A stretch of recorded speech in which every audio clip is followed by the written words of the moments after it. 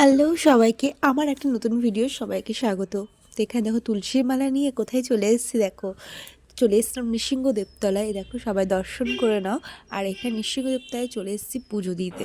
পুজোর সাথে আরেকটা কাজ করতে এসেছি, সেটা হচ্ছে পিকনিক।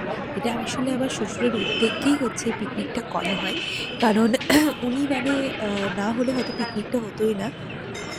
উনি আজকে বলাতেই আমাদের পিকনিকটা হয়েছে, সবাই মিলে একসাথে সবাই সবাই মানে একসাথে হয়ে পিকনিকটা করতে পেরেছি। আমি একটু যখন দিদি পুজো দিচ্ছিলাম তখন সাইডে সব হয়ে যান, ফাঁকা এনাকে ছিল। বলেন তো হবে। হঠাৎ করে প্রচণ্ড যত বেলা গেছে ততটা ভিড় বেড়ে উঠেছে। তো এখানে দেখো পুজো দেওয়া হয়ে গেছে, আর ওই যে পেছনে ওখানে হচ্ছিল পিকনিক আমাদের। এতটাই রোদ লাগছিল কি আর বলবো।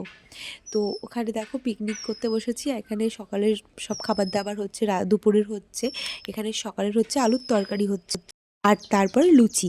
তো সবাই দেখো খেতে বসে পড়েছে, কিন্তু আমাদের তিনজনের হয়নি। এখানে সবাই দাঁড়িয়ে দাঁড়িয়ে আমরা লুচি তরকারি খাওয়া হচ্ছিল।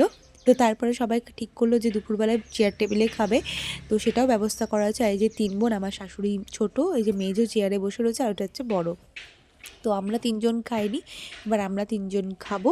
আর তার সাথে ছিল আমার মামি শাশুড়ি, এই যে খেতে শুরু করে দিয়েছে। আর এখানে রান্না বান্নাও তাড়াতাড়ি করে সব কমপ্লিট হয়ে গেছে, কারণ মেয়ের সংখ্যাটা বেশি ছিল বলে রান্নাটা তাড়াতাড়ি হয়ে গেছে।